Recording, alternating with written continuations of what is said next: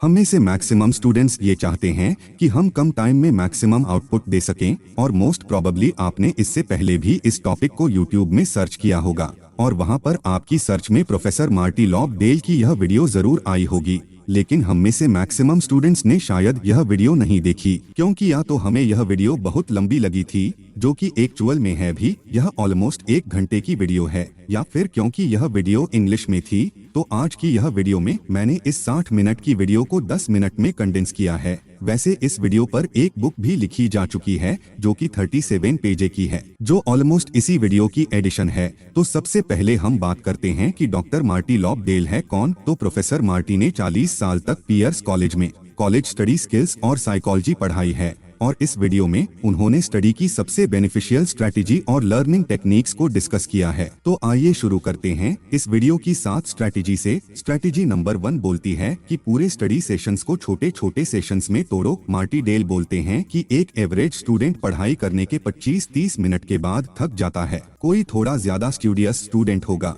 तो उसका attention span 50-60 minute का हो सकता है, लेकिन इवेंचुअली टाइम के साथ साथ हमारी एफिशिएंसी कम होती रहती है। इसलिए जब भी लोग हमें एडवाइस देते हैं कि ज्यादा टाइम तक पढ़ाई करो, तो प्रोफेसर के अकॉर्डिंग यह एडवाइस हमारे लिए उतनी यूजफुल नहीं है। इसीलिए हमें पढ़ाई के बड़े सेशंस को छोटे छोटे सेक्शंस में तोड़ना चाहिए, जहां पर हम 20 से 25 मिनट तक पढ़ने के बाद 5 से 10 मिनट का ब्रेक लेते हैं। इस ब्रेक में हम कुछ भी कर सकते हैं, जिससे बस हमारा माइंड स्टडी से रिलैक्स होना चाहिए। और जब पूरा दिन हम ऐसे कई स्टडीज के सेशंस करते हैं, उसके बाद हमें खुद को एक एक्चुअल रिवॉर्ड देना चाहिए, जैसे कि आइसक्रीम या फ्रेंड्स के साथ 15-20 मिनट की कन्वर्सेशन। मार्टी लॉब डेल बोलते हैं कि ऐसा करने से हम खुद को ज्यादा टाइम तक मोटिवेट कर सकते हैं और इसे हैबिट में भी कन्वर्ट कर सकते हैं। वैसे यह 20-25 मिनट का टाइम सेशन एकदम स्ट्रिक्ट नहीं है। आप अपना अटेंशन स्पैन कैलकुलेट करने के लिए एक बार स्टडी टेबल पर बैठ सकते हैं और टाइमर स्टार्ट कर सकते हैं,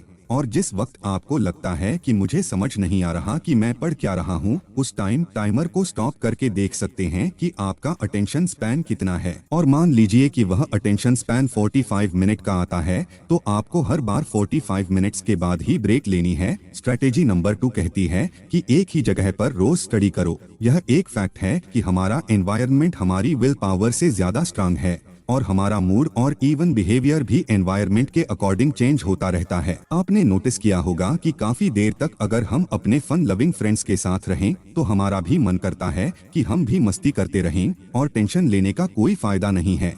वैसे ही अगर हम काफी देर कुछ इंटेलिजेंट लोगों की कंपनी में गुजारते हैं, तो हमें लगता है कि यार सब मस्ती करना बेकार है, टाइम वेस्टिंग है। हमें भी लाइफ में कुछ बड़ा करना चाहिए। यह इसीलिए है क्योंकि हमारा माइंड हमारे एनवायरनमेंट के अकॉर्डिंग ट्रिगर होता है।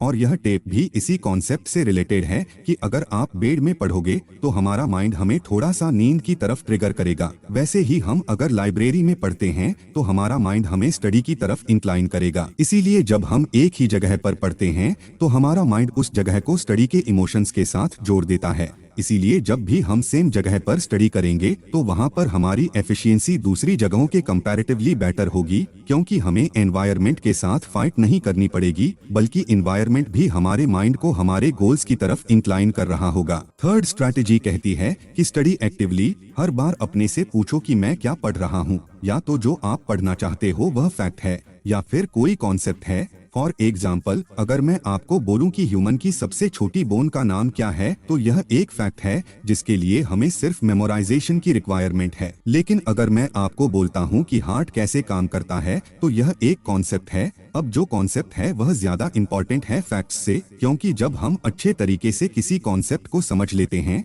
तो हम उसे कभी भी नहीं भूलते, जबकि जो फैक्ट्स हैं वह टाइम के साथ साथ हमें भूल जाते हैं और उन्हें याद रखने के लिए हमें कई रिवीजन करनी पड़ती हैं। अब हमारे सिलेबस में फैक्ट्स और कॉन्सेप्ट दोनों ही होते हैं। इसीलिए अगर हम यह टेस्ट करना चाहते हैं कि क्या हमें वह कॉन्सेप्ट या फैक्ट याद हो गया है, तो इसका बेस्ट मेथड यही है कि हम इसे खुद अपने वर्ड्स में एक्सप्लेन करें। या तो खुद को या किसी फ्रेंड को, और इस एक्सप्लेनेशन के दौरान हमारी बुक नहीं खुली होनी चाहिए। दूसरा जो important concept Marty Lobdell ने अपनी वीडियो में कहा है कि मैक्सिमम स्टूडेंट्स बुक के कई इंपॉर्टेंट पोर्शन को हाईलाइट कर देते हैं, जिसकी वजह से जब वह उन कॉन्सेप्ट्स को दोबारा पढ़ रहे होते हैं तो उन्हें लगता है कि वह उस कॉन्सेप्ट को रिवाइज कर रहे हैं, बल्कि वह सिर्फ एक रिकॉग्निशन है, और रिकॉग्निशन से हम समझते हैं कि हमें सब याद है, और यहाँ पर मैक्सिमम स्टूडेंट से गलती होती है। इसलिए रिवाइज करने का भी बेस्ट मेथड यही है कि हम बुक बंद करके एक्सप्लेन करें। इस टेक्निक को आप फेनमैन टेक्निक या एक्टिव रिकॉल टेक्निक के नाम से भी जानते हैं। फोर्थ स्ट्रैटेजी कहती है कि टेक एक्टिव नोट्स। इस स्टेप में प्रोफेसर बोलते हैं कि क्लास के एकदम बाद ही जो भी हमें समझ आया है उसे हम नोट्स में अपनी लैंग्वेज में लिख दें। अगर कोई कॉन्सेप्ट हमें याद नहीं आता या समझ नहीं आया है तो हम उसे अपने फ्रेंड्स से पूछकर दोबारा से नोट्स में लिख सकते हैं, या फिर ऑफिस आवर्स में अपने टीचर से या प्रोफेसर के पास जाएं और उसे उन कॉन्सेप्ट्स को क्लियर करें जो हमें पूरे तरीके से समझ नहीं आए थे। फिफ्थ स्ट्रैटेजी कहती है कि हमने जो पढ़ा है उसे किसी और को पढ़ाए या समराइज करें। प्रोफेसर लॉब डेल कहते हैं कि बेस्ट वे कुछ सीखने का यही है कि हम किसी और को पढ़ाएं। इसके दो सबसे बड़े फायदे हैं। पहला तो कि हम किसी को पढ़ाते हुए खुद एक्टिवली पढ़ रहे होते हैं, और यह इसलिए है क्योंकि दूसरे को पढ़ाते हुए हमें सारी इन्फॉर्मेशन अपने माइंड से ही निकालनी पड़ती है। इसके लिए हम बुक का सहारा नहीं ले सकते। इसका दूसरा सबसे बड़ा फायदा यह भी है कि हमें यह समझ आ जाता है कि हमें एक्चुअल में कितना समझ आया है, क्योंकि जिस कॉन्सेप्ट को हम अच्छे से नहीं एक्सप्लेन कर पा रहे हैं वह कॉन्सेप्ट हमें एक्चुअल में समझ आया ही नहीं है। वैसे अल्बर्ट आइंस्टाइन ने भी इसी चीज को अपने स्टाइल में कहा था कि if you can't explain it simply you don't understand well enough. Sixth strategy कहती है कि टेक्स्ट बुक को ठीक से पढ़ो। इसमें मार्टी कहते हैं कि टेक्स्ट बुक को भी पढ़ने का एक तरीका है जिसे SQ3R मेथड भी कहते हैं। बेसिकली यह मेथड इफेक्टिव स्टडी के लिए 1946 में फ्रांसिस रॉबिन्सन ने दिया था, जो कि एक एजुकेशन फिलोसोफर थे। इस मेथड का फुल फॉर्म है survey, question, read, recite and review, जिसका बेसिकली मतलब है कि कोई भी चैप्टर पढ़ने से पहले चैप्टर का हम सर्वे कर सकते हैं, यानी थोड़ा स्कैन कर सकते हैं, एक ओवरव्यू ले सकते हैं कि उस चैप्टर में एक्चुअल में है क्या। स्पेशली उस चैप्टर के लास्ट में दिए गए क्वेश्चंस का थोड़ा ओवरव्यू लेकर हम अपने ब्रेन को एक्टिव कर सकते हैं, क्यूरियस कर सकते हैं कि आखिर इस चैप्टर में है क्या क्या। उसके बाद हमें माइंड में या प्रेफरेबली पेज पर क्वेश्चंस लिखने हैं जो हमारे माइंड में उस चैप्टर से रिलेटेड आ रहे हैं। इसके लिए हम उस चैप्टर में दिए गए हेडलाइन को भी क्वेश्चंस में कन्वर्ट कर सकते हैं, जैसे कि यह चैप्टर ऑथर ने मुझे क्या सिखाने के लिए लिखा है। इस चैप्टर से जो मैं सीखूंगा उसे मैं रियल लाइफ में कैसे यूज कर सकता हूँ। इसके लिए बस 3 से 5 मिनट ही देने हैं। नेक्स्ट स्टेप है रीड। अब हमें एक्चुअल में वह चैप्टर पढ़ना है ताकि हम अपने दिमाग में आए क्वेश्चन का आंसर ढूंढ सकें। नेक्स्ट स्टेप आता है रिसाइट। हमें बुक बंद करके खुद के वर्ड्स में उन कॉन्सेप्ट्स को बोलना है जो हमने अभी अभी पढ़े हैं। और लास्ट आर है रिव्यू, यानी जब हम पूरा कॉन्सेप्ट या चैप्टर पढ़ लेते हैं उसके बाद हमें खुद से पूछना है कि इस चैप्टर से मैंने क्या सीखा, यह इन्फॉर्मेशन अब मैं कैसे यूज कर सकता हूँ। अब जरूरी नहीं है कि हम इस पूरी स्ट्रैटेजी को एकदम यूज करना है, बस इस स्ट्रैटेजी का जो भी पोर्शन हमारी लर्निंग एबिलिटी को इम्प्रूव करता है उसे हम अपनी हैबिट बना सकते हैं।